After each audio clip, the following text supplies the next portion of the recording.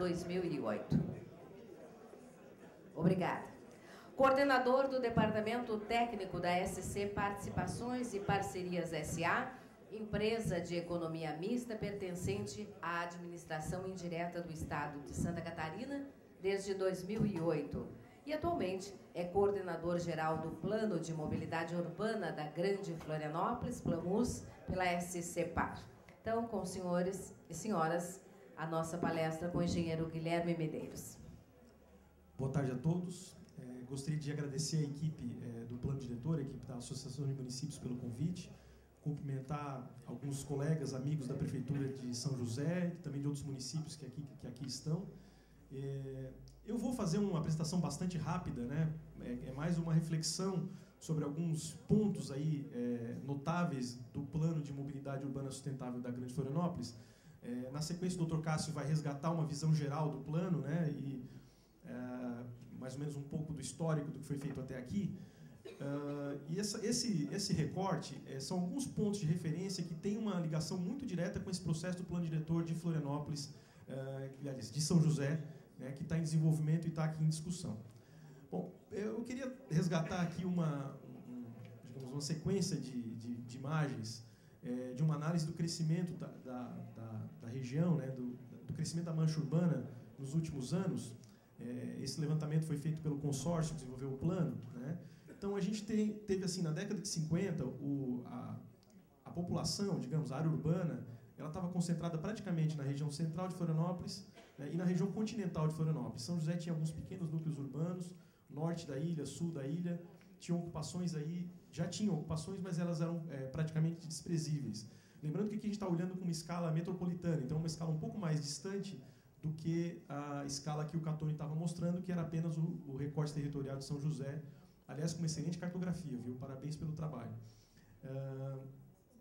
Então, na década de 70, foi implantada a rodovia BR-101, na verdade foi no final da década de 60, né?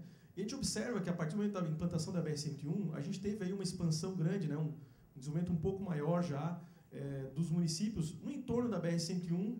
A SC401 também foi implantada na década de 70, né, e a gente observa que isso permitiu aí um crescimento da região norte de Florianópolis, especialmente aqui no distrito de Canasvieiras, aqui no bairro, né, no balneário de Canasvieiras. Bom, na década de 90, o que a gente encontrou? Né? Na década de 90, a gente teve a duplicação da BR-101, né, foi da metade para o final da década de 90, a duplicação da SC401, e no final da década de 90, a implantação da Via Expressa Sul, né? Então, a gente vê que a construção, a ampliação desse sistema viário fez com que esse desenvolvimento urbano se fortalecesse ainda mais nos extremos, né? Na região norte da ilha, os ingleses teve um grande crescimento nesses anos, surgiu o Jurerê Internacional, lá, que é um empreendimento relativamente novo nesse contexto histórico. O sul da ilha, a região do Campeche, também começou a ter um crescimento. Ou seja, a acessibilidade rodoviária permitiu que esse crescimento, ao invés de ele se concentrar ainda mais nessa região central, ele tivesse uma dispersão, né? E aí, até hoje, né, 2014, mais ou menos, quando foi feito esse levantamento, a gente vê que esse processo de desenvolvimento urbano nas pontas se agravou ainda mais, né? Isso porque o preço da terra, principalmente na região central de Florianópolis e também na região continental, começou a ficar cada vez maior, fazendo com que as pessoas se dispersassem, né, indo morar, digamos, em regiões cada vez mais distantes. Então, na região norte e sul da ilha, e o município de Palhoça teve um crescimento espantoso nesse período, o município de Biguaçu também teve um crescimento considerável, além, no caso de São José, o que eu vou chamar aqui de a região oeste do município de São José, né? Aquela região de Forquilinhas, que inclusive hoje está tendo um crescimento muito considerável. E isso é uma das razões dos problemas que a gente está enfrentando hoje, né? À medida que o sistema rodoviário se expandiu, a cidade cresceu junto, os municípios, todos eles, se basearam no sistema rodoviário ou estadual ou federal, estruturaram o seu sistema urbano em cima desse sistema da BR-101, da SC401, da Via Expressa Sul. Inclusive, não foram pensadas alternativas internas, em muitos casos, para fazer ligações.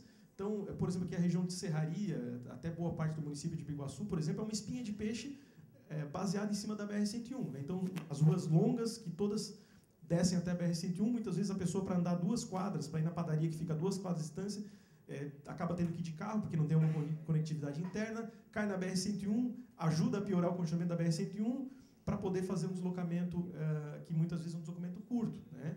Então, essas questões aí, elas precisam ser tratadas, né? É um desafio enorme, porque onde a gente vê os maiores problemas são áreas urbanas que já estão consolidadas, mas isso precisa ser enfrentado para que os problemas sejam revertidos, né? É importante a gente entender um pouco das causas para poder também entender como tratar esse problema e, como dizia o Maurício, que trabalhou no consórcio, não vamos aplicar como remédio o mesmo problema, né? O mesmo remédio que dá problema pode piorar ainda a situação, né? Isso fez com que a gente tivesse aí uma distribuição modal aí, próxima a 48%, próxima a 50%, né? Quase a metade das viagens feitas na região são de automóvel ou motocicleta, são com modo individual motorizado. Esse índice é muito alto, comparando aí com outras regiões capitais do Brasil, regiões metropolitanas. Em Curitiba, por exemplo, o índice de utilização do automóvel e motocicleta na realização das viagens é de 33%, São Paulo 32%, o Rio de Janeiro 21%, Belo Horizonte 25%. A média nacional, em torno de 32% das viagens são feitas de automóvel, enquanto aqui em Florianópolis nós temos 48%. A única capital do Brasil que tem um índice parecido é Brasília, que também é na ordem de 50%. Só que Brasília, embora tenha uma população muito maior do que a nossa, tem um núcleo central. Então, Brasília se desenvolve no meio da área territorial e esse crescimento ele é praticamente radial, né? Além disso, é uma área plana, que não tem grandes restrições geográficas, enfim, é uma área que praticamente toda ela é possível de ser ocupada, né? Então, além do que o sistema viário fantástico que Brasília possui, né, foi bem planejada nesse sentido.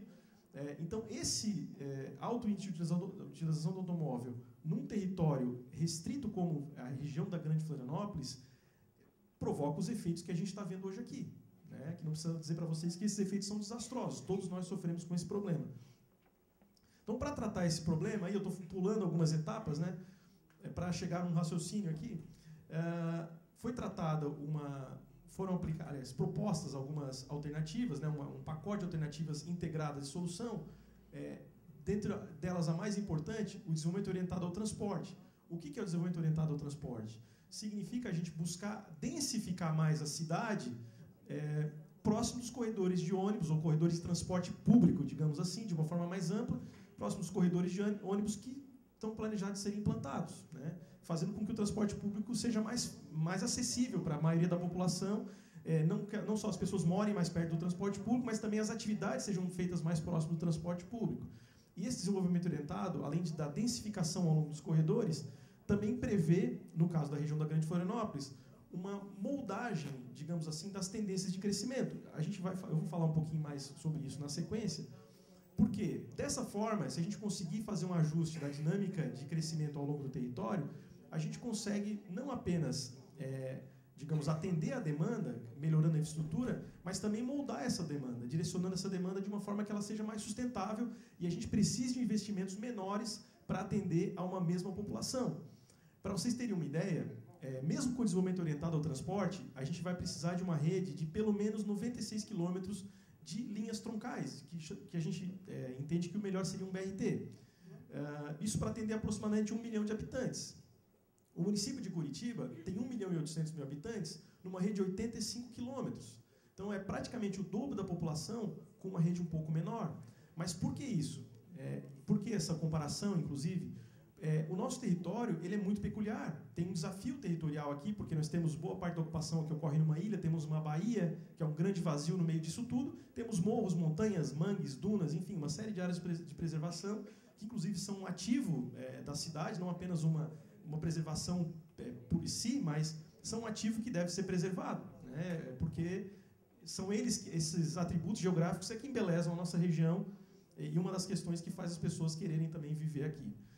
Então, em paralelo a isso, a gente vai precisar fazer uma reestruturação do transporte coletivo com uma visão metropolitana, priorizar os modais não motorizados, calçadas, ciclovias, trabalhar com a gestão da demanda, regulação do transporte de mercadorias, melhorar a capacidade do sistema viário que a gente já tem com estratégias de gestão e tudo isso suportado por uma organização institucional para a gestão integrada da região metropolitana. E isso surge agora com a recente criação da Superintendência Metropolitana e com a chegada do Dr. Cássio Kataniguchi para nos ajudar aí nessa árdua tarefa para reestruturar toda essa região, não só sob o ponto de vista da questão do transporte, mas também sobre a questão do desenvolvimento urbano. Mais à frente eu vou comentar que o desenvolvimento urbano traz maiores benefícios do ponto de vista de ganho de tempo de viagem, redução de emissões, enfim, poluição, acidentes. Ele traz maiores benefícios do que apenas a implantação de um sistema de transporte em si. Isso eu vou mostrar aqui logo à frente.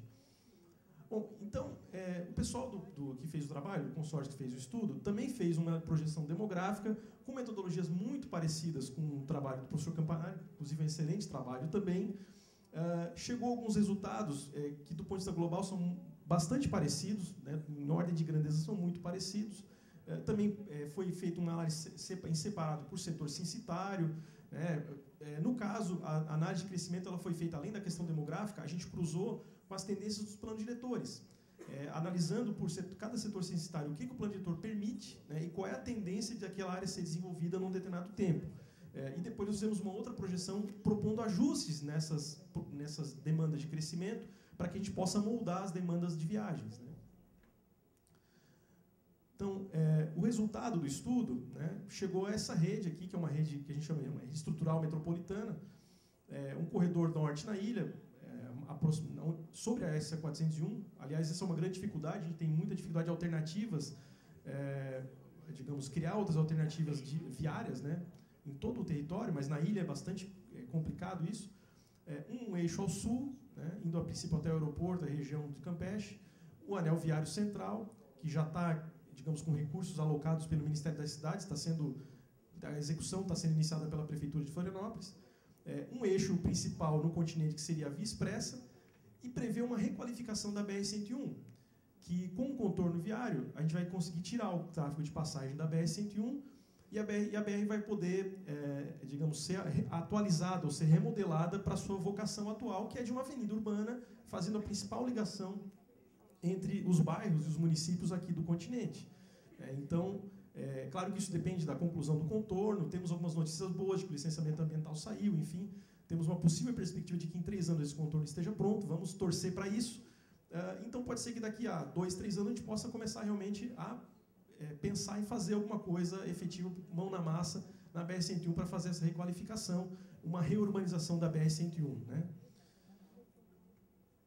Bom, e nas projeções que foram feitas, foram avaliados 2 cenários de crescimento.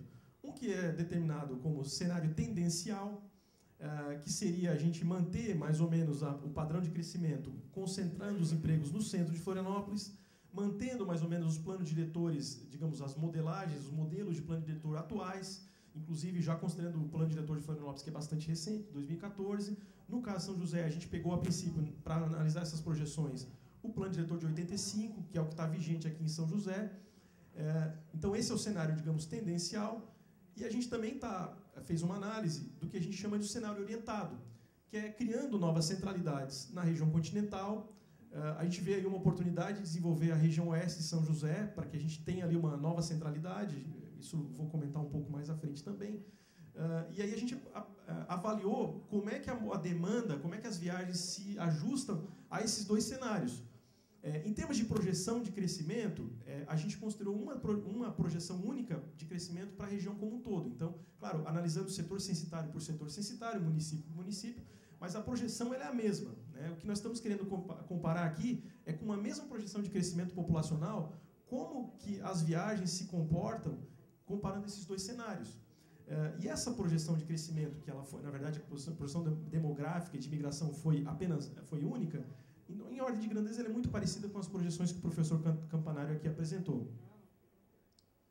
Então, em função do diagnóstico, também foram tratados alguns princípios de recomendações de como melhorar o desenvolvimento urbano, né, de como orientar melhor esse desenvolvimento urbano, né, criando empregos no continente, criando novos polos de desenvolvimento aqui na região continental.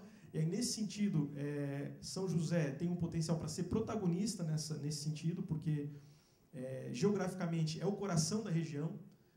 Praticamente tudo passa por São José, é uma expressão que eu ouvi, inclusive, de colegas da prefeitura. Então, a gente precisa aproveitar esse potencial e, eu diria, interceptar algumas viagens que atualmente vão para Florianópolis, e fazer com que essas viagens possam se encerrar aqui em São José, gerando atividades aqui no município, evitando que as pessoas tenham que se deslocar até a ilha, né? O município também tende a ser a porta de entrada da região pelo contorno viário, através, a princípio, hoje, da SC 281. Então, é uma questão também que tem que ser, digamos, avaliada, de como tratar essa demanda no futuro, né? E a questão também de a gente, como eu já falei, de densificar o crescimento da cidade ao redor dos polos de transporte, né? A gente também observou um predomínio de áreas residenciais espalhado por todo esse território e uma concentração de empregos no centro da capital. Não apenas no centro, mas também na região da universidade, que movimenta bastante, uma demanda bastante grande, em torno de 40, 45 pessoas por dia, então é o maior polo gerador de tráfego aqui da região. E para que a gente possa tratar isso, é importante a gente descentralizar essa geração de empregos, fazendo com que mais empregos sejam gerados, principalmente na região continental. Porque se a gente adentrar mais a ilha, a gente pode estar agravando mais o problema. É uma questão que isso tem que ser bem observado, né? E a questão da dispersão da urbanização, que é esse crescimento espalhado, como também o Catone apresentou uma análise, digamos, territorial, né, das áreas que foram ocupadas por área urbana, as áreas vazias. Então, nós temos alguns vazios urbanos que podem ser ocupados para reverter essa dispersão. E é importante a gente analisar isso com muito critério e realmente traçar uma política para que utilize melhor esse território que está disponível com infraestrutura para que a cidade cresça próximo, digamos, de onde nós já temos infraestrutura. Bom, aqui eu estou trazendo um resultado praticamente final, né, da análise econômico-financeira dos sistemas. Então, aqui é uma análise à esquerda do sistema de BRT, na direita do sistema de VLT. Então, na verdade, o que eu quero destacar aqui não é a comparação dos dois sistemas, embora essa figura também seja ilustrativa. Com a implantação do BRT, a gente tem um determinado benefício e um custo de implantação, gerando um benefício líquido a valor presente de 411 milhões de reais. Com a implantação do sistema sobre trilhos, de um sistema de VLT, a gente teria também um benefício somado, né? Só que o custo de implantação do VLT é muito maior, fazendo com que o benefício líquido do VLT seja negativo, na verdade, né? Enquanto o BRT acaba tendo um benefício positivo de 411 milhões. Agora, o que eu queria mostrar para vocês aqui não é tanto a comparação entre os dois, mas sim a relação do benefício líquido da implantação do sistema de BRT, considerando o cenário tendencial, ou seja, com a cidade crescendo do jeito que está hoje, né, com as tendências atuais sendo mantidas. E nesse próximo slide, foi feita uma modelagem, aplicando com os dados da pesquisa, enfim, onde se encontrou que o benefício, digamos, da implantação do sistema de transporte troncalizado, no caso do BRT, daquela rede de 96 quilômetros, considerando a densificação da cidade ao longo dos corredores de transporte, gera um benefício líquido de 1,37 bilhões. É mais do que 3 vezes maior do que o benefício apenas da implantação do sistema de transporte. Então, se a gente conseguir combinar as duas coisas, a gente vai fazer com que o sistema de transporte trabalhe de forma mais eficiente e oferecer um benefício maior à população em termos de tempo, em termos de uma série de fatores. Não apenas as pessoas morariam mais próximas do seu, digamos, de um bom sistema de transporte, mas também elas tenderiam a fazer viagens menores, porque a partir do momento que você tem uso misto, você consegue fazer com que uma origem e o destino, ou seja, onde a pessoa mora, onde a pessoa trabalha, gradativamente seja reduzido. As pessoas tendem a querer morar mais próximo do trabalho, desde que você ofereça essa opção. Então, isso digamos, é um resultado dessa análise econômico-financeira que dá uma grande justificativa para que a gente possa fazer esse desenvolvimento orientado, melhorando, aumentando a densidade ao redor dos corredores. Bom, aqui eu trouxe, na verdade, um resumo bem resumido das projeções populacionais que a gente fez, que o pessoal do trabalho fez. Até vou vir aqui para frente para conseguir ler melhor os números. Então, foi feita uma projeção da população digamos, da região para 2040, considerando o cenário tendencial. Então, pelo cenário tendencial, Florianópolis hoje tem em torno de estimado 462 mil habitantes, estimado porque foi pego o censo de 2010, atualizado até 2014. Né? Então, tem aí uma parte dessa projeção já é uma estimativa. Então, a estimativa é que em 2014, o município de Florianópolis, a população de 462 mil habitantes, em 2040 vai ter 625 mil. São José, aproximadamente 229, 230 mil habitantes, 2040 vai chegar a 314 mil. Palhoça, 153, vai chegar a 218, Biguaçu, 63, vai chegar a 87. Essas projeções são as projeções do cenário tendencial. Se os planos diretores forem... se o desenvolvimento da cidade seguir de acordo com os planos diretores atuais, enfim. E aí a gente fez uma projeção do crescimento da cidade com o que a gente chama de cenário orientado. Na verdade, o que é o cenário orientado? A projeção total de população indica que os 4 maiores municípios vão chegar a 1.246.000 habitantes, 1.250.000 habitantes em 2040. Nas duas projeções, tanto no tendencial quanto no orientado, a gente está atribuindo que o crescimento vai ser o mesmo, 1.246.000 pessoas, a gente vai ter uma migração para a região, então a gente está trabalhando isso com uma abordagem regional, vai ter um crescimento também demográfico, né, natural, enfim, na região como um todo. Agora, o que muda do cenário tendencial para o cenário orientado? Aonde essa população vai ser alocada? E aí, esse é um ponto bastante importante. Eu acho que esse momento de reflexão aqui com São José é um ponto bastante importante do nosso trabalho e pode ser também um ponto bastante importante do trabalho de vocês, do plano diretor. Porque a gente está projetando que o crescimento de São José pode, na verdade, que o município de São José pode atrair uma parte maior dessa migração que vai vir para a região, fazendo com que o crescimento do município chegue próximo de 400.000 habitantes até 2040. Né? E o município de Florianópolis, por exemplo, vai ter um crescimento também de 462 para 565.000, mas um crescimento um pouco menor. Né? Assim como Palhoça também vai ter um crescimento, né, de 153 para 197, mas vai crescer um pouco menos. E Biguaçu, da mesma forma. Biguaçu, a diferença é quase mínima. Né? Ao invés de crescer 87, vai crescer 84. Agora, para que isso aconteça, outra coisa também, isso não é porque a gente gosta mais de São José, não é porque a gente tem uma grande amizade com a prefeita, conhece bem os secretários, não é porque a gente gosta mais de São José, é por uma razão lógica. São José é o centro da região, do ponto de vista geográfico. Então, para que a gente tenha um padrão de viagens melhor ao longo do tempo e a gente consiga reduzir tempos de viagem e ter uma mobilidade mais sustentável, isso é muito importante, que São José cresça mais do que os demais. Porque mesmo a capital, sendo a capital, né, sem desmerecer a capital do Estado, do ponto de vista territorial, a capital, se a gente fizer uma cruz, digamos assim, né, fizer uma cruz, digamos, norte, sul, leste, oeste, a capital está numa das pontas, ela não está no meio. Quem está no meio é São José. Então, para que a gente tenha um padrão melhor de viagens, é importante que São José cresça mais. Isso eu diria que vocês devem tratar como uma recomendação. E, para que isso aconteça, é importante que o município se aproprie disso e veja isso como uma oportunidade. É um desafio também, mas, ao mesmo tempo, é uma oportunidade. Por quê? Florianópolis, principalmente a ilha, tem uma restrição ambiental bastante séria, uma restrição geográfica, tem uma dificuldade de acesso. Por mais que nós façamos mais acessos, esse acesso também vai ter um custo para manutenção, um custo para operação, e a gente precisa refletir muito bem, né, para onde que a gente vai direcionar esse crescimento. Então, eu faço essa provocação aqui, aproveitando essa oportunidade, talvez o crescimento real, mesmo que a gente tenha, digamos, algum cenário desejado nessa linha, o crescimento real vai acabar acontecendo alguma coisa entre esses dois números. Né? Mesmo que a gente assuma essa projeção, ele vai acabar acontecendo com esses dois números, porque existe uma série de fatores, é uma situação bastante complexa, existe o próprio desejo das pessoas, onde elas querem morar, onde elas querem trabalhar, o próprio mercado, né? Por mais que se controle o mercado imobiliário, existe o mercado privado, puramente privado, das empresas, onde as empresas querem se instalar. E por isso é que a gente deve também criar um modelo de desenvolvimento urbano em São José, cada vez mais, para que as pessoas tenham desejo de morar em São José, para que essa migração venha para São José. A gente tem algumas áreas que são bastante, digamos, atrativas. A região do Cobrasol é uma região que traz bastante atratividade. Agora, isso precisa ser realmente fortalecido para que São José passe a ser, dentro do possível, a primeira opção das pessoas que migrem para a Grande Florianópolis. Muitas vezes ela acaba sendo por uma questão de custo, mas ela precisa ser também mais uma opção, não mais do que pela questão do custo, mas pela questão do desejo das pessoas. E eu acredito, honestamente, que isso é perfeitamente possível. Né? Enfim. Aqui a gente apresenta também uma projeção da geração de empregos. Né?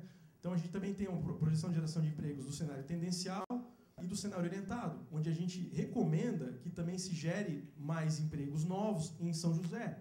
Né? Aí nós vamos ter que tratar com políticas de desenvolvimento econômico. E eu acredito que, enquanto região metropolitana, enquanto Estado, há como se contribuir. Mas é importante que o município entenda essa aspiração e demonstre esse desejo. Né? Porque o próprio Estado, a gente quando olha, digamos do ponto de vista amplo, existe uma natural concorrência entre os municípios. Né? Quais aspirações, o que cada município vai captar. Mas, lembrando, isso aqui não é porque a gente gosta mais de São José. e menos dos demais. Mas é porque é uma questão prática, né? Bom, e aí que eu vou aproveitar aqui e colocar mais um assunto para reflexão. O que a gente, ao longo do estudo, recebeu uma recomendação do consórcio, do que eu estou chamando aqui de a nova centralidade metropolitana na região de Forquilinhas, ou do Alto Forquilinhas, que é uma região que hoje está tendo um grande desenvolvimento, um rápido crescimento, com loteamentos que são bastante recentes, mas com infraestrutura muito precária. O uso é predominantemente residencial, pouca conectividade do sistema viário, as densidades são muito baixas, não foram reservadas áreas para a implantação de futuras vias arteriais, então essa área continua crescendo baseada no sistema viário que existe e não está sendo reservado um espaço para implantar essas novas vias. Nós já estamos vendo problemas hoje de mobilidade, né? A acessibilidade é bastante prejudicada em função disso, e mesmo que o zonamento permita implantar indústrias, empregos ou serviços, qualquer coisa lá, essas áreas, da forma como elas estão, elas não são atrativas para que as atividades geradoras de emprego se instalem lá. Então, isso é uma questão também que tem que ser pensada, né? Então, hoje a gente tem um cenário que é mais ou menos esse, né? Os loteamentos, eles pouca conectividade entre si, alguns com formatos que não são atrativos aí para essa conectividade, né? Enfim, isso vocês conhecem muito bem. E olhando nessa escala, nos parece que essa área já está ocupada, já está toda ocupada. Agora, se a gente dá um zoom out aqui, essa imagem eu peguei hoje de manhã do Google para trazer aqui, né? Então, a gente vê que tem muitas áreas ainda que estão possíveis de serem ocupadas, né?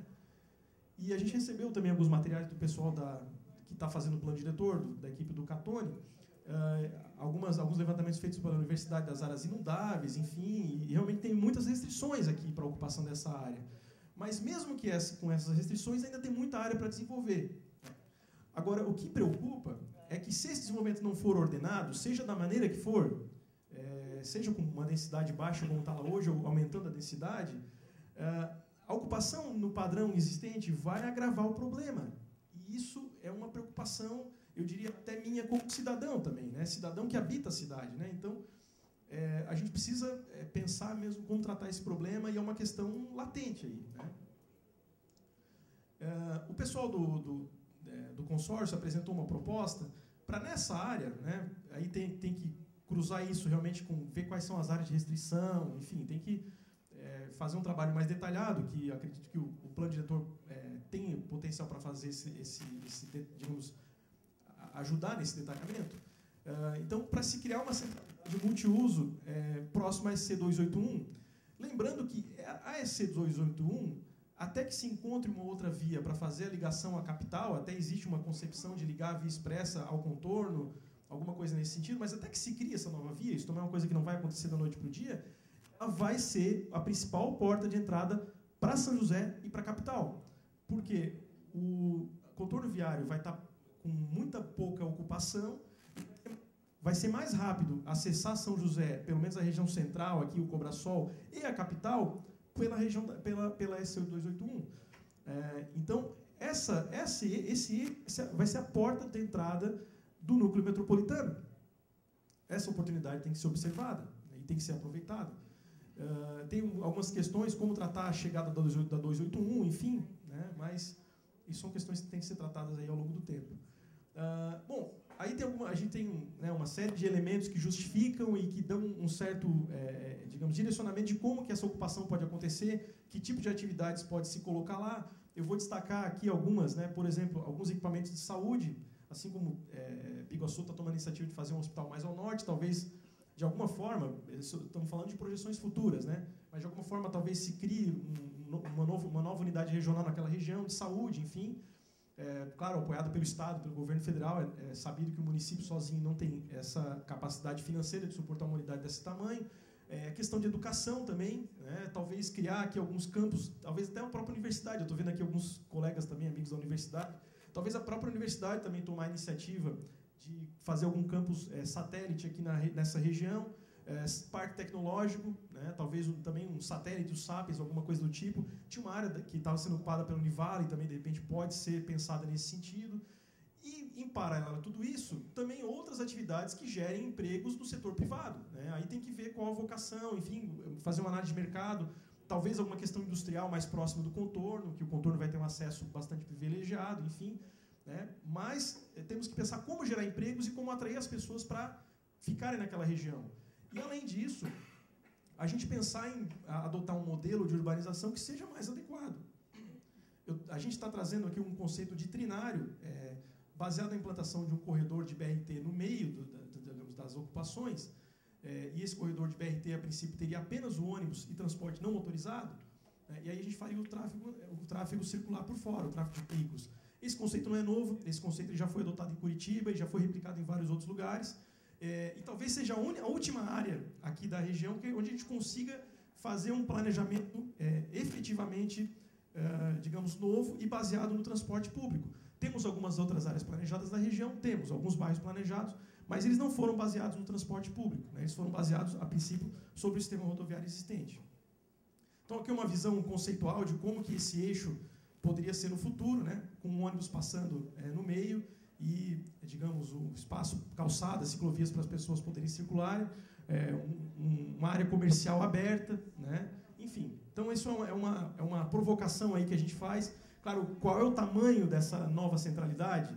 Isso é uma questão que é discussão, principalmente da sociedade, do município, com a população aqui, ela tem que amadurecer, e as próprias projeções de crescimento vão nos indicar se isso vai ser uma cidade para 10, para 20, para 100 mil pessoas. Claro, eu estou exagerando quando eu falo que tem pessoas aqui, apenas... E eu vou aproveitar também, eu sei que o tempo já estou estourado, mais do que estourado no tempo, mas eu acho que é importante um momento para colocar algumas recomendações importantes de algumas questões que se cruzam com o trabalho que a gente está fazendo enquanto plano metropolitano de mobilidade. Primeiro, a questão do terminal rodoviário no continente. A gente considera que é bastante importante a implantação de um novo terminal rodoviário, que a gente poderia até chamar de terminal metropolitano, mas, num primeiro momento, não nos parece racional retirar o terminal Rita Maria da ilha, porque foi feita pesquisa, a equipe fez uma pesquisa no terminal e apontou que aproximadamente 70% dos passageiros que embarcam ou desembarcam no terminal Rita Maria tem como destino a ilha. Então, se a gente desativar o terminal na ilha, nós vamos tirar X ônibus da ponte e vamos colocar 5X carros sobre a ponte, porque as pessoas vão acabar tendo que, de alguma forma, chegar na rodoviária, seja de táxi. Geralmente, quem vem de viagem de longa distância, muitas pessoas não conseguem utilizar o sistema de transporte público, porque vem com malas, vem com bagagens.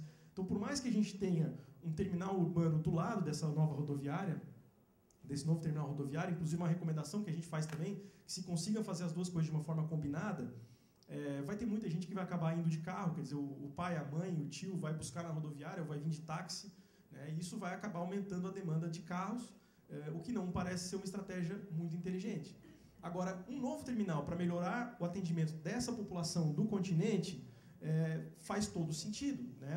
Em algumas épocas do ano, no verão, o terminal Rita Maria já está saturado, ele já não dá mais conta, né? Então, é importante descentralizar, né? E fazendo com que se permita também apresentar um serviço melhor para as pessoas aqui de São José e dos outros municípios do continente que precisam pegar os ônibus de longa distância, né?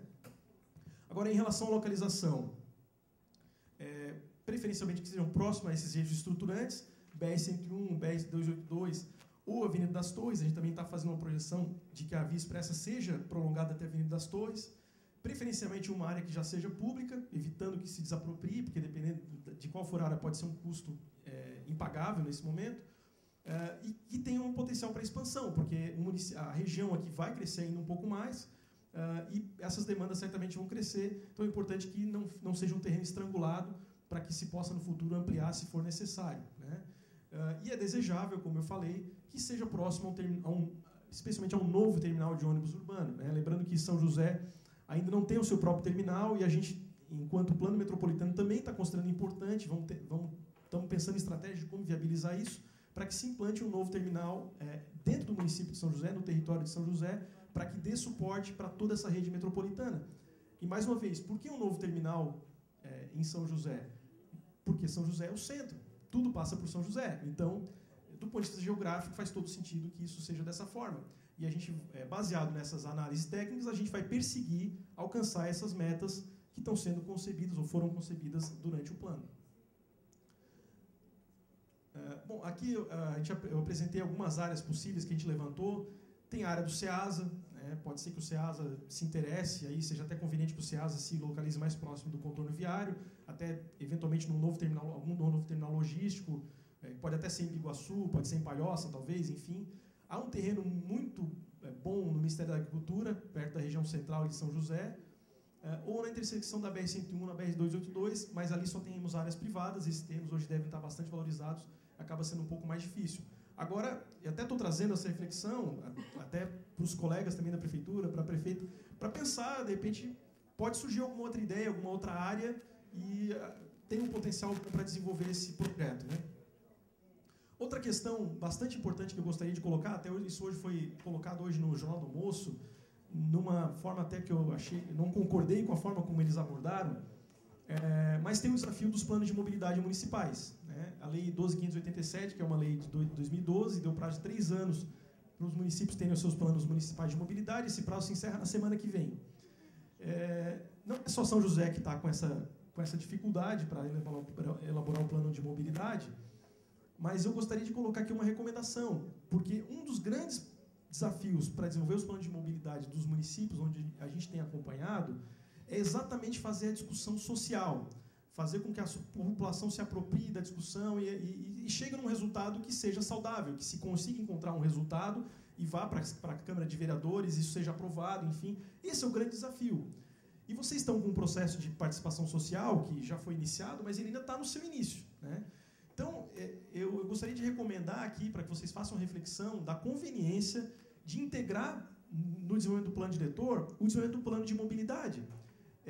Por quê? O plano diretor está em andamento, é um processo que está em elaboração, tanto do ponto de vista técnico, tanto do ponto de vista de discussão social. A gente tem aí o Planos, que está sendo finalizado, está sendo entregue, vai trazer 70%, 80% do plano municipal já encaminhado. Claro que tem alguns detalhamentos, talvez até algumas reflexões que abrangem apenas o município, que precisam ser feitas, e talvez o próprio Planos tenha que, digamos, fazer um feedback depois para receber esses ajustes, né? Porque o plano não é estático, nenhum plano é estático, o plano tem que ser um processo, o planejamento tem que ser um processo. Então, eu coloco aqui essa sugestão, essa recomendação, como fazer, enfim, eu não sei, né? Eu não quero me intrometer, eu já acho que talvez esteja me intrometendo demais fazendo essa recomendação aqui. Mas eu acho que pode ser um ganho importante para o município, porque ao final do plano diretor ele teria resolvido não apenas o plano diretor, que é uma demanda latente, como o próprio plano de mobilidade, atendendo 2 leis numa tacada só, atendendo ao Estatuto da Cidade e ao plano, a Política Nacional de Mobilidade Urbana. Então, eu gostaria de encerrar, né, e coloquem essas questões como temas aí para reflexão, né, enfim, para contribuir com esse debate, tá bom? Muito obrigado.